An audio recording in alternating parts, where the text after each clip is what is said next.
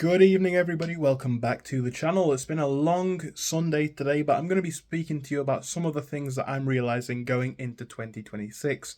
Because I don't know about you, but for me, 2026 has to be a different year. It just has to be. And I've got a plan on this. I've got some ambitions. I'm going to be explaining this. It's a mix of things which I think you guys can learn from. And I'm also going to be just adding this to my personal story of personal development. Now, what I mean by that is, whilst I am going to provide you with some of the lessons here, I'm also going to be explaining a lot about my personal and real experience. So I don't know how engaging it's going to be, but I need to film these videos every so often just to update myself on my own progress. Now, first I want to talk about what 2025 has looked like for me. And I don't know if this relates to you guys, but we'll get to it. This is the first year that I've decided to really and truly track everything. I wanted to track everything. I realised that my 2024 was not ideal. I ended up by the end of the year in an awful position. I had no money, which some people may say doesn't matter, but it does because you can't afford to do anything at all, right? And then you've got bills and costs, so I had no money. Subsequently, I had a job that I hated. Subsequently, I was very upset, you could argue depressed, and just not in a great position overall. At the end of 2024, I decided to myself that I was not going to have another year like this. The next year had to be better. And the reason why I failed in 2024, to my knowledge at this point, was because I didn't know what I was doing.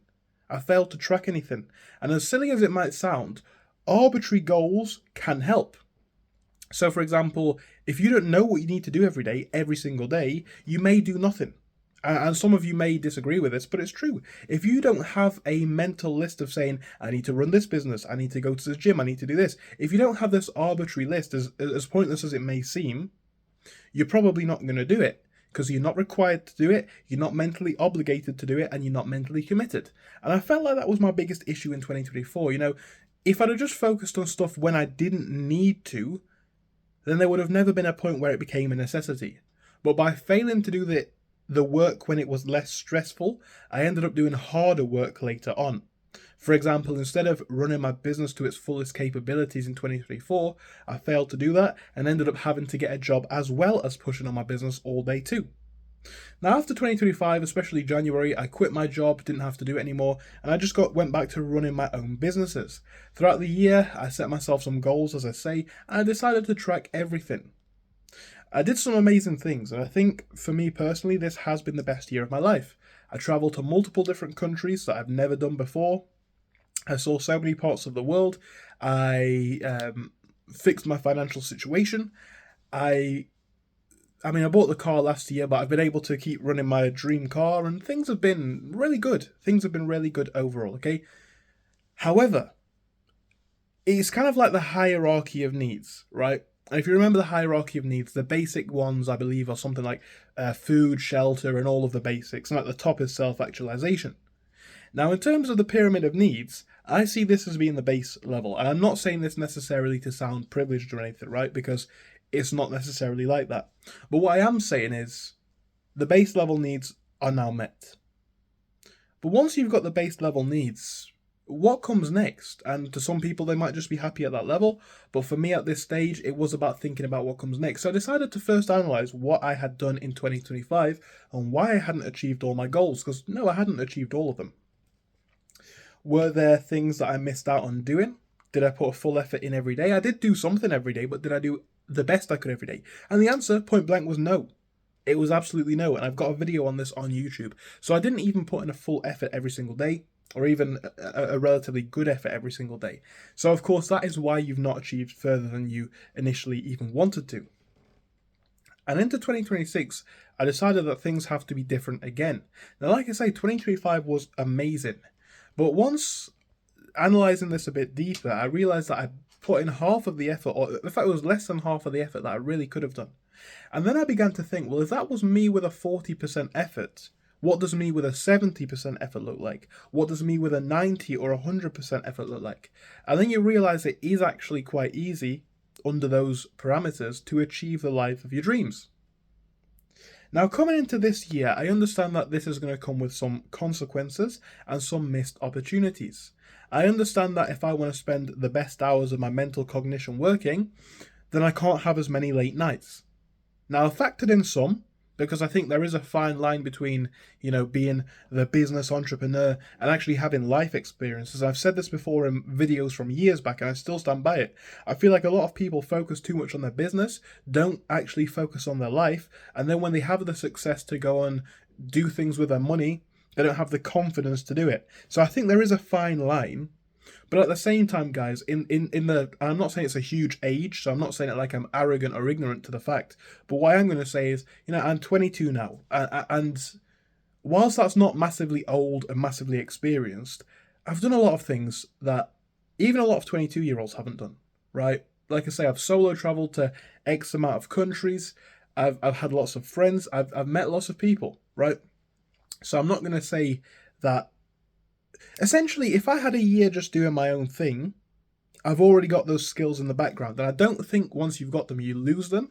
You may a little bit, but not really, okay? So that's not really the concern anymore. The only thing that I think needs to change my life at the moment is having more money, because that's going to allow me more freedom. Like I say, I am relatively happy with who I am, but I understand that I want to have a better place. I want to have a car that doesn't break down all the time. Even though I love my car, it'd be nice to have a second one, have mine as the classic, and have the next one as the day-to-day driver, right? Things like this, traveling the world a little bit more. These are all the things that you really want to do, or at least I really want to do. And then you think, well, into 2026, how do we make this happen? How do we make this happen so that we stare in 2027 in the eyes with, at the very least, a lot more progress? And when you start to think about that, like I say, things, well, they really dawn on you in a lot of cases. And my next thing is, I feel like if you're at the early stages of your journey, maybe you can relate to my 2024. Maybe you're looking into 2026 and saying, okay, I'm where you said that you were in 2024. Maybe you're at a stage where you're saying, I haven't put a good effort in all year, and into 2026, I know I need to change this. Now, here's where the compounding effect gets absolutely beautiful. If you're at that level, if you do what I did in 2025, track everything, monitor everything, analyze where you're going in the truest of senses, you will be on a path to at least having some discipline. Because the main issue with most people is they don't track. And you can't track what you don't measure. Or is it the opposite? You can't measure what you don't track. You get the point, right? The point is, if you say, I'm not where I want to be and I'm trying hard, analyze how hard you're trying. Are you working on something every day? Are you working on one thing every day for 1 hour? Are you working on 10 things every day for 10 hours, right? Is that a good thing? Because sometimes focus on one thing might be more profitable. Is that about you? You've got to analyze it to this level. And when you've done this over a whole year or at least 6 months, you get a great look into where you're spending your time. And because you now have it materially written down, you realize that you're going to automatically put more effort in just because you want to at least achieve something. So you need to hold yourself to a degree of accountability too. I think this helps. And you write this into a notebook or a journal or a diary like I have done, and you look back on a year and you're like, okay, now I've got something. Now, even though you might have put in a half-hearted effort like I did, I didn't think it was half-hearted at the time, but looking back, it obviously was. Even though you may be the sort of person who puts in a half-hearted effort, you will probably make more progress than putting in barely any effort the year before.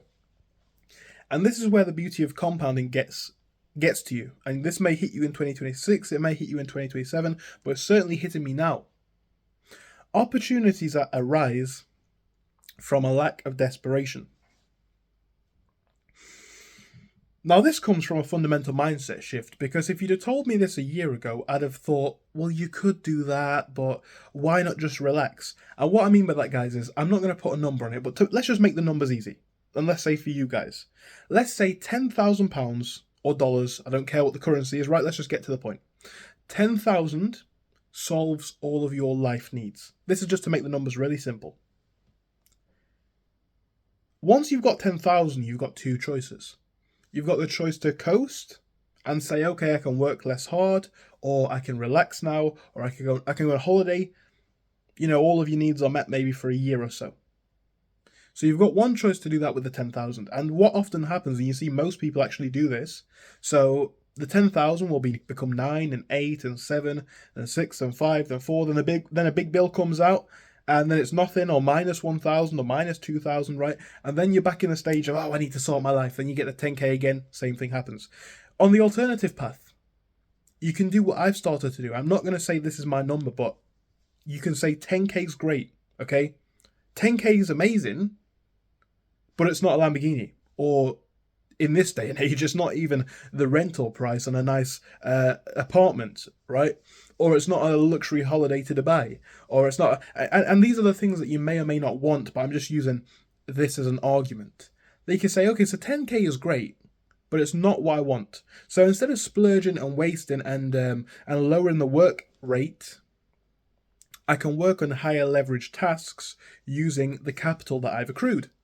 So for example, if you have a spare 10,000, can you do some of the things that I've done? So because I now have some money in savings, again, not going to put a number on it, that's somewhat personal, I can now afford to, some might call this risk, but I'm going to call it invest in new things. So I've always wanted to grow my YouTube channels even faster. For the first time, because I've now got somewhat spare capital, I can invest in softwares of AI softwares that will make full documentary videos, allowing me to create a new channel for new profitability for more income in the future. I can afford to invest in higher risk dropshipping products, because if I lose the item or it becomes, a refund, I can afford it. Now, obviously, you'll lose the money in both instances, so the risk is obviously still there. But if you do land it, if you are able to pull that trick off in either of those instances, you will become massively wealthy compared to where you were before. So this is how, in my opinion, compounding works, because you now have the choice to say, okay, for the first time, I can afford to risk some capital. The 10,000 that I've got is great, but it's not really anything in the grand scheme of what I want to achieve. So can I allocate 1,000 to risks?